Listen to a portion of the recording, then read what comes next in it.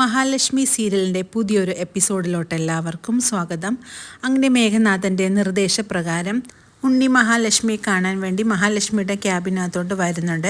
പക്ഷേ ഉണ്ണിയുടെ മനസ്സിൽ മഹാലക്ഷ്മിയുടെ വെറുപ്പും ദേഷ്യവും എല്ലാമാണ്. പക്ഷേ അതൊന്നും ഇപ്പോൾ മഹാലക്ഷ്മിയുടെ മുന്നിൽ കാണിക്കരുതെന്ന് മേഘനാഥൻ പ്രത്യേകിച്ച് പറഞ്ഞിട്ടുള്ളത് കൊണ്ട് വളരെ സൗമ്യഭാവത്തോടു കൂടി മഹാലക്ഷ്മിയുടെ റൂമിലോട്ട് ചെല്ലുന്നുണ്ട് ഉണ്ണി.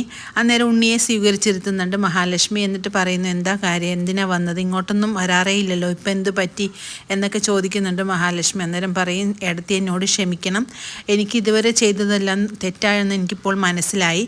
കണ്ണേട്ടനോട് എന്നെ വെറുക്കരുതെന്ന് പറയണം. കണ്ണേട്ടൻ ഏടത്തി വരുന്നതിന് മുമ്പ് കണ്ണേട്ടനുമായിട്ട് ഞങ്ങൾ അത്ര ഇഷ്ടത്തിലായിരുന്നു. പെട്ടെന്ന് അതെല്ലാം ഇല്ലാണ്ടായപ്പോഴുള്ള ഒരു മാനസികാവസ്ഥ കൊണ്ടിട്ടാണ് ഇങ്ങനെയൊക്കെ ചെയ്തു പോയത്. അതുകൊണ്ട് എല്ലാത്തിനും ക്ഷമ ചോദിക്കുന്നു എന്നൊക്കെ ഉണ്ണി പറയുന്നുണ്ട്. കണ്ണേട്ടൻ ഒരിക്കലും ആരോടും ഒരു വെറുപ്പ് വെച്ച് സംസാരിക്കുന്ന രീതിയല്ല.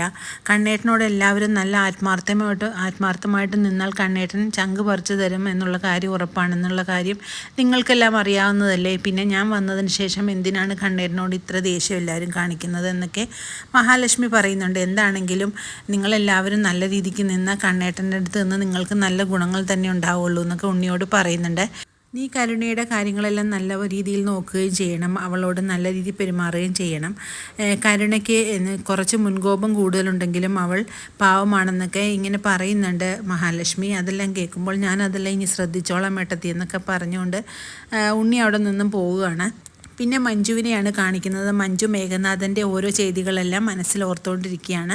മഞ്ജുവിന് അതെല്ലാം ആലോചിക്കുമ്പോൾ വളരെ സങ്കടവും ദേഷ്യവും വരുന്നുണ്ട്.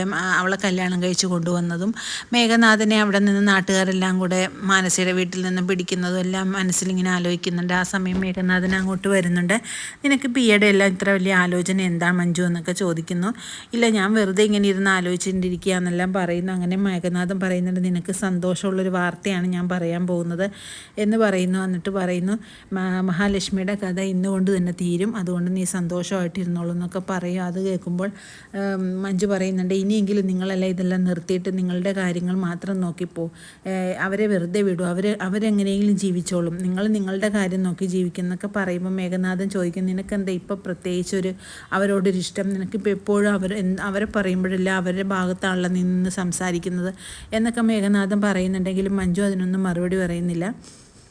പിന്നീട് വൈദ്യരുടെ ഹോസ്പിറ്റലിൽ കണ്ണനും അനന്തവും കൂടെ സംസാരിക്കുന്നു. അവർ തമ്മിൽ കാൽവിരലുകളിൽ ചലിച്ച കാര്യവും മഹാലക്ഷ്മിയുടെ കാരണം കൊണ്ട് മാത്രമാണ് ഞാനിവിടെ വന്നതെന്നൊക്കെ കണ്ണൻ അനന്തുവിനോട് പറയുന്നുണ്ട്. എന്നിട്ട് കണ്ണൻ പറയുന്നുണ്ട്, മഹാലക്ഷ്മിയുടെ ഒറ്റ പ്രാർത്ഥന കൊണ്ട് മാത്രമാണ് ഇത്രയൊക്കെ സംഭവിച്ചത്, ഇനി അങ്ങോട്ട് എനിക്ക് എണീറ്റ് നടക്കാൻ പറ്റുമായിരിക്കുമെന്നാണ് വൈദ്യൻ പറയുന്നതെന്നൊക്കെ പറയുന്നുണ്ട്. പിന്നീട് മഹാലക്ഷ്മി കണ്ണനെ വിളിക്കുന്നുണ്ട്, ഞാൻ ഇപ്പോൾ തന്നെ അങ്ങോട്ട് വരാം, അനന്തേട്ടൻ എവിടെ ഉണ്ടല്ലോ എന്നൊക്കെ ചോദിക്കുന്നുണ്ട് മഹാലക്ഷ്മി. പിന്നീട് ഓഫീസിൽ നിന്ന് ഇറങ്ങിയ മഹാലക്ഷ്മി കാറിൻ്റെ ഡ്രൈവർ എന്താ മാറിയോ എന്ന് ചോദിക്കുമ്പോൾ ഞാനാണ് ഇപ്പോൾ ഉള്ളത്, പുതിയ ആളായിട്ട് എന്നെ നിയമിച്ചിരിക്കുന്നതെന്നൊക്കെ പറഞ്ഞുകൊണ്ട് മഹാലക്ഷ്മിയുടെ കാറെടുത്തുകൊണ്ട് പോവുകയാണ് മഹാലക്ഷ്മിയും കൊണ്ട്.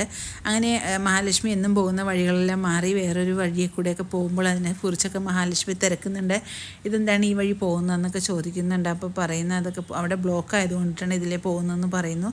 അങ്ങനെ അയാൾ പോയി മഹാലക്ഷ്മി ഒരു ആരുമില്ലാത്തൊരു വീടിൻ്റെ മുറ്റത്തെത്തിക്കുന്നുണ്ട്. അത് കാണുമ്പോൾ മഹാലക്ഷ്മി പെട്ടെന്ന് ചോദിക്കുന്നുണ്ട്, എന്തിനാണ് എന്നെ ഇവിടെ കൊണ്ടുവന്നത്, ഇതാരാണ്, എന്താണ് ഉദ്ദേശിക്കുന്നതെന്ന് ചോദിക്കുന്നു. അപ്പോഴേക്കും അയാളുടെ ദേഹത്ത് വെച്ചിരിക്കുന്ന ബോംബ് കാണിക്കുന്നുണ്ട്. അത് കാണുമ്പോൾ മഹാലക്ഷ്മി പെട്ടെന്ന് ഞെട്ടുന്നുണ്ട്.